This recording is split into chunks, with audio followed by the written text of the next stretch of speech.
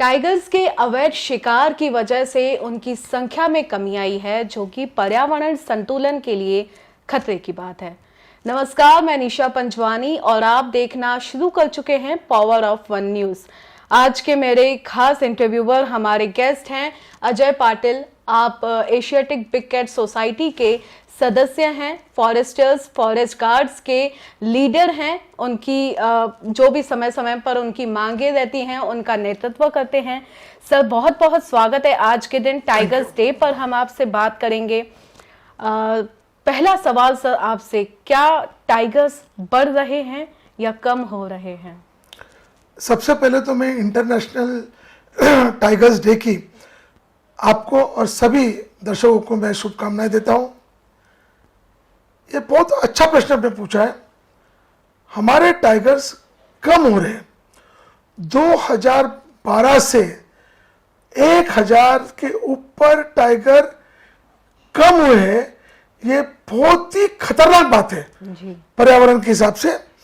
और इसीलिए ये वक्त की जो हमारे गवर्नमेंट ऑफ इंडिया की तरफ से थीम आई है कि रिवाइविंग प्रोजेक्ट टाइगर्स, और उसको साथ देने वाली है वर्ल्ड वाइल्ड लाइफ फंड। तो डेफिनेटली टाइगर कम हो रहे करके गवर्नमेंट जागरूक हो चुकी है। बहुत कुछ कर रहा है गवर्नमेंट को। और आगे आप पूछोगे कि भाई टाइगर क्यों कम हो रहे हैं? टाइगर कम होने का कारण है वो मनुष्य है। हम लोगों ने टाइगर के टेरिटरीज में हमने एनक्रोचमेंट किया है। उनकी जो जगह रहती है टाइगर फैमिली को, जो माँ कुछ साल के बाद अपने बछड़ों को दूर कर देती है, फिर वो अपनी एक टेरिटरी बनाते हैं। वो टेरिटरी बनाने के बाद उनके बच्चे होते हैं, फिर उनकी वापस टेरिटरीज होती है। तो ये एक प्रोसेस, जैसे जॉइंट फैमिली का प्रोसेस होता है उस प्रकार। उसके बाद जो माँ ने जन्म दिया रहता है टाइग्रेस ने, थोड़ी सी एज उनका बढ़ गया और ताकत कम हो गई, उन्हीं के बच्चे उनको खदेड़ देते हैं। फिर इनका जो बफर रहता है एरिया, जो गांव खेड़े उनके पास में उनका बसते हुए में आ जाते हैं, और फिर वो स्टार्ट करते अटैकिंग द लाइक आदमी लोग के ऊपर में, गांव करी जो जिसको बोलते हैं। अब क्या हो रहा है कि भाई बफर जोन में हर्बीवरस जो जानवर है, आप डियर है, चीतल है, उनको खाने को रहता नहीं, तो मजबूरी से उनको हम मैनग्रोव घोषित करते हैं। 2-4-5 आदमी पे हमला किया कि इमीडिएटली उनको शूट आउट साइड ऑर्डर कर देते या पिंजरे में बंद कर देते। टाइगर पॉपुलेशन कम होने के लिए हमारी सरकार जवाबदार है। और पॉलिसीज अगर अच्छा किया है इन्होंने, जो नेशनल हाईवेज है उनके अंडर से अंडरपासेस चालू किए, जो गांव है खेड़े गांव बफर जोन से दूर करो, जो अभी नेशनल पार्क से सेंचुरीज है, ताड़ोपा जैसे जगह है, पेंच जगह है, जहाँ पे गांव भी पास में, रिसोर्ट्स पास में है। बफर ताड़ोपा में तो ऐसा है कि भाई कोर गेट और तुम्हारे बाजू में, बफर के बिल्कुल बाजू में रिसोर्ट बन गए। मोरनी गेट देखो, कुलारा गेट तो हर जगह में बने। इनको कम से कम आप 15 से 20 किलोमीटर 25 किलोमीटर दूर करो, वो और जगह टाइगर के लिए लो, तो उससे काफी हद तक टाइगर को, मैं तो और एक स्टेप आगे बोल रहा हूँ कि जब जब इनका मीटिंग सीजन होता है टूरिज्म को रोक देना चाहिए।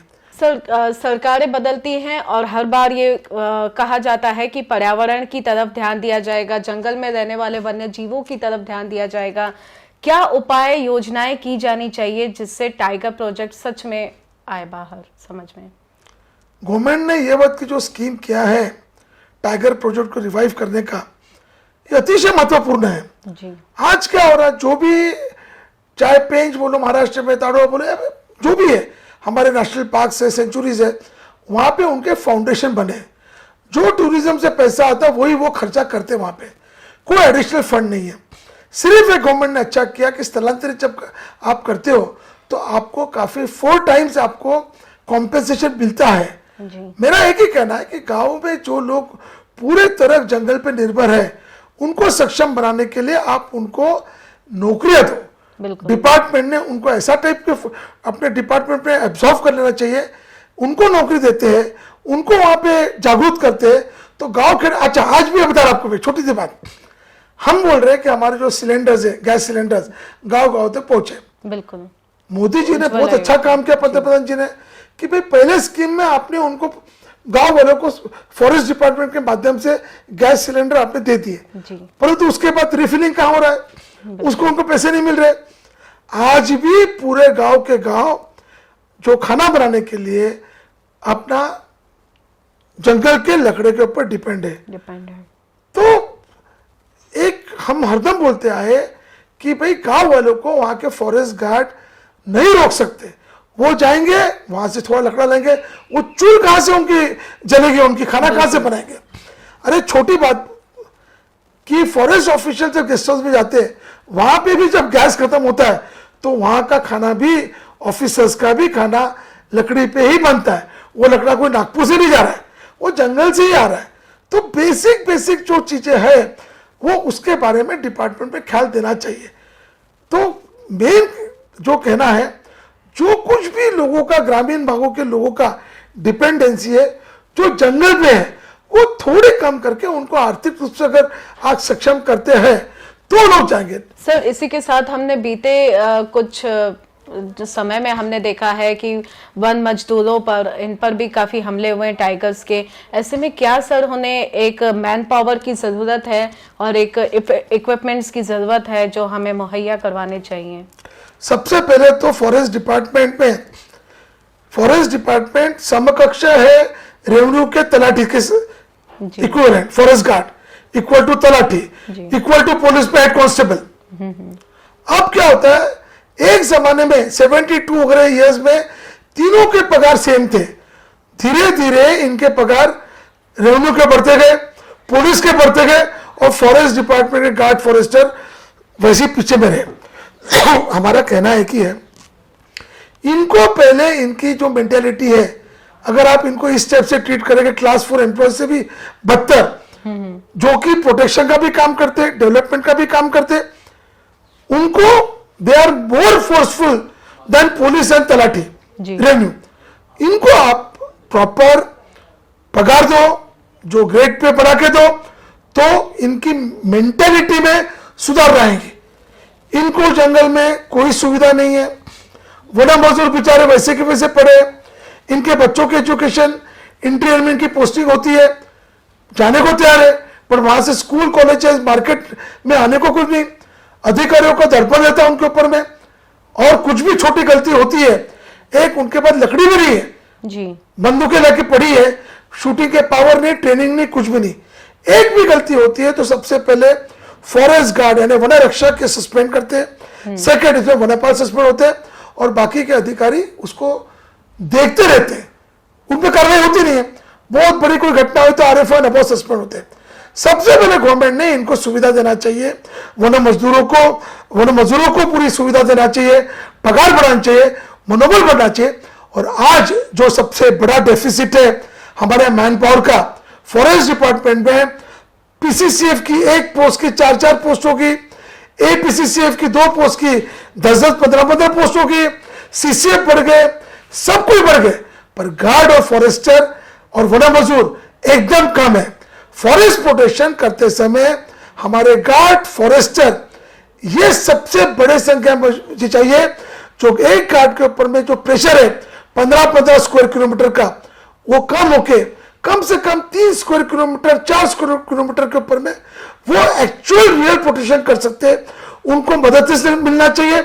24 घंटे की जो ड्यूटी रहती है, पहला डिपार्टमेंट है जो 24 घंटे ड्यूटी करता है फॉरेस्ट गार्ड, उस पर थोड़ा सा गवर्नमेंट ने कुछ रिवाइव करना चाहिए कि किस तरह से ड्यूटी होना चाहिए। सेंसिटिव पिट में 2-2 गार्ड देने चाहिए ताकि अलग परेड करके करेंगे। ये जब तक करते नहीं तब तक आगे में हम लोग ये नहीं कर सकते। जंगल में जाते हैं लोग, अभी पिछले ये घटना हुई ताड़ोबा की, जो टाइगर ने अटैक किया, तब हमारे principal chief conservator of forest wild life के निमय साहब, इन्होंने और हमारे बाकी सभी जो ज्योति बनर्जी मैडम है मेलघाट की प्रोजेक्ट टाइगर की इंचार्ज, इधर में रामगांवकर साहब है, काफी लोग, लक्ष्मी मैडम है, काफी सभी अधिकारी, ये अभी इनको फंड्स आए और इन्होंने जो इलेक्ट्रिक शॉक की स्टिक है ये वो सब दिया, इन्होंने अच्छे एंगल से दिया। पर आप मुझे बताओ, टाइगर अटैक करने के बाद वो जो तेरे से पहुंच करेगा वो इलेक्ट्रिक का डंडा यानी शॉक बनने वाला वो काम में आ सकता है क्या? आपने पिस्तूल्स दिया है कुछ, वो कोई आवाज करने वक्त सबको दिया नहीं। जो जंगल में एंटर करता है उसको रियल पिस्तूल जो वक्त आए तो ही कैन शूट अपना। तो ये सब चीजें करते हैं तो वनरक्षक, वनपाल, वन मजदूरों का मनोबल बढ़ेगा। पहले तो उनका कॉन्फिडेंस आना चाहिए, तब वो अंदर जंगल में जाएंगे। उनको हाईटेक इक्विपमेंट दो, तब सब कुछ ठीक होगा और रियल इससे टाइगर प्रोटेक्शन के लिए काम में आएगा। जो वन मजदूर काम कर रहे हैं उन्हें बेहतर से बेहतर सुविधा दी जानी चाहिए, ये कहना है सर आपका।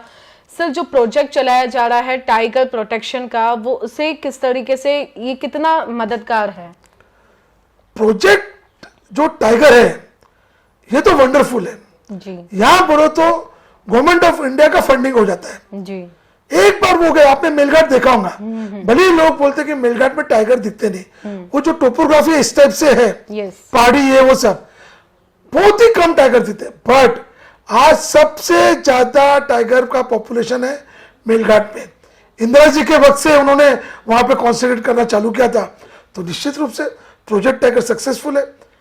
तो वही प्रकार से ये जो रिवाइव करने का ये वक्त का गवर्नमेंट का थीम है, इसका हम सभी वन कर्मचारी, Asiatic big cat society, one right foundation और निश्चित रूप से सभी एनजीओ की तरफ से मैं उसका स्वागत करता हूं कि फंडिंग आएगा और उसके अंदर में फिर प्लान्स आएंगे, फेंसिंग हो जाएगा, टाइगर्स का रूट मिल जाएगा उनको।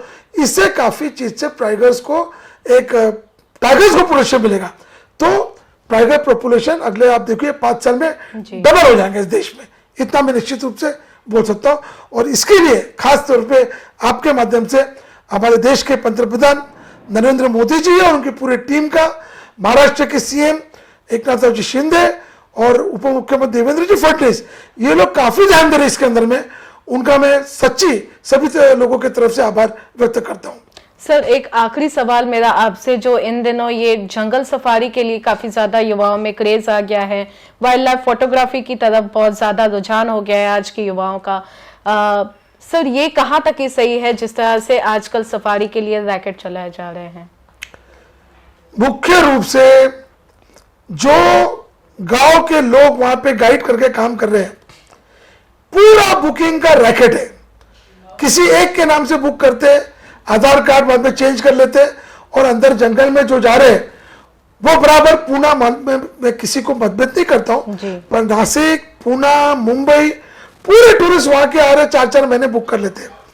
और आपको ट्राई करके देखिए, आपको कहीं मिलेगा। तो ये जो रैकेट चल रहा है इसमें कोई, और मेरा तो स्पष्ट रूप से कहना है कि अगर अजय पाटिल एक बार जंगल में गया, 1 साल तक उसको जाने की जरूरत नहीं है। आधार कार्ड का नंबर है, वो एक्सेप्ट ही नहीं करना चाहिए। आधार कार्ड है, एक बार जाओ, आप एंजॉय करो एक बार। बिल्कुल रेलवे रिजर्वेशन ने किया है कि दिन में बस 1 बार या 2 बार करो, खत्म रिजर्वेशन, या महीने में 5 बार कर सकते हैं। तो कितने आइडियाज करोगे? तो कहीं ना कहीं इसके ऊपर आप एक बार जाओ, खत्म हो गया आपका, दूसरे लोगों को चांस दो। तो इस रूप से हमारे जो पीसीसी वाइल्ड लाइफ है उनको भी मैं आह्वान करूंगा, उस इस पे उन्होंने करना चाहिए। India launches project tiger to revive the tiger project. International tigers day की 2022 की आज की ये थीम है। आई होप इस एपिसोड में आपको टाइगर डे से जुड़ी हुई सारी जानकारियां मिल पाएंगी और उम्मीद करती हूं अगले एपिसोड में फिर जल्दी मुलाकात होगी। नमस्कार।